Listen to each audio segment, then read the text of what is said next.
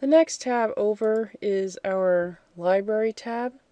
This tab lists all the objects contained in the scene used several times. So the first category is going to be our master objects. If objects were copied and pasted multiple times, the first initial version of that object used as a copy will appear as master objects.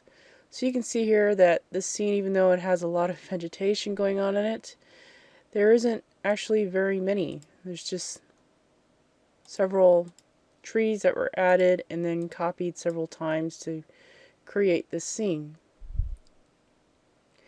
If a master object is selected in the master objects list, all copies will also be selected. So you can see as I select things, the master copies, or all copies of that copy, is also selected in the scene. The next area we have is ecosystem population. Ecosystem population will show all plants in ecosystem populations. In this particular example, I ecosystem painted the small grass field plant. So this plant obviously will appear in my ecosystem population. This is an animation, so somewhere in the animation I have some leaves that are falling off this plane that I have set the transparent so you can't actually see it. So leaves are populated on top of this plane and it will actually fall off this plane and kind of disappear into the ground. The third one here called shared layers, which I don't have anything underneath it. This allows you to share materials throughout a scene. Once shared, the materials layer can be easily associated to any other material in the scene. Any changes to that layer will be carried over to all materials sharing that layer. So let's just say, for example, you have snow as a layer going on and you need to make change to snow. Well, when you make change to snow, that material will change everywhere as well.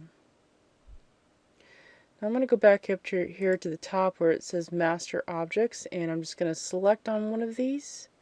I'm going to right click and see what happens. We have a context menu that pops open that has 5 options here.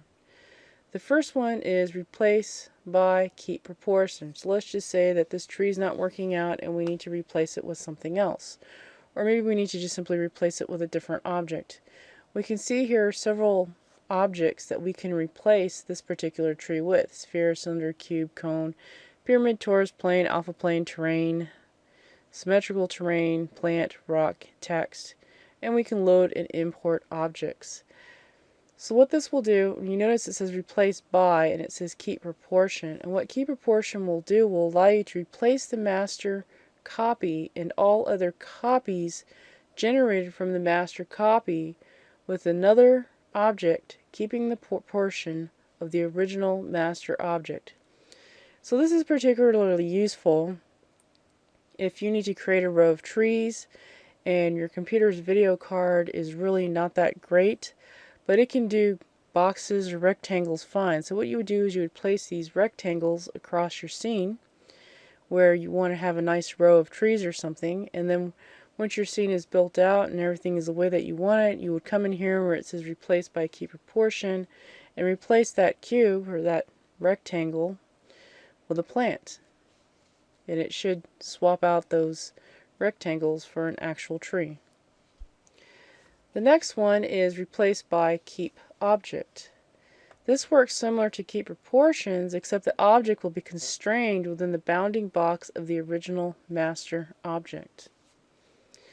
The next one is edit master object. This will allow you to edit the object in the corresponding editor, assuming that the object is editable. So if I choose to edit this plant, the plant editor will open. If I choose to edit a terrain, the terrain editor will open.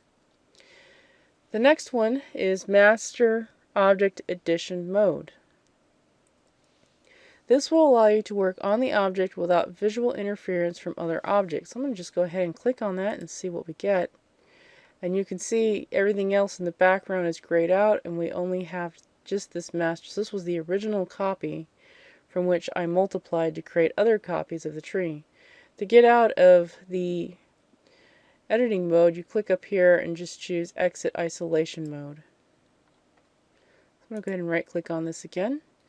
And the last one is convert to individual objects. And convert to individual objects, what this will do will make a copy.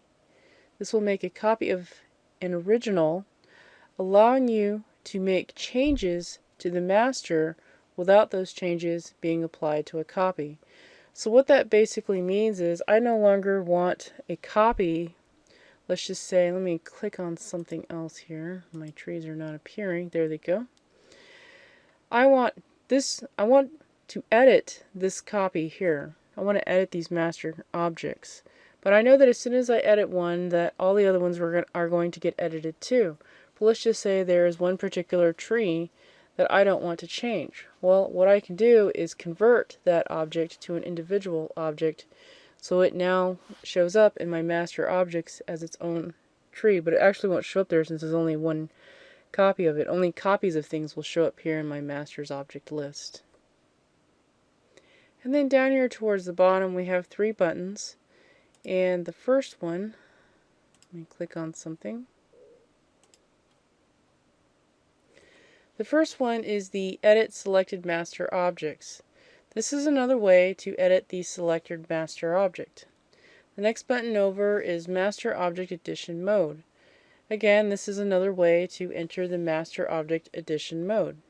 And the last one is to delete master objects. You can either press delete on the keyboard or use this button to delete a selected master object.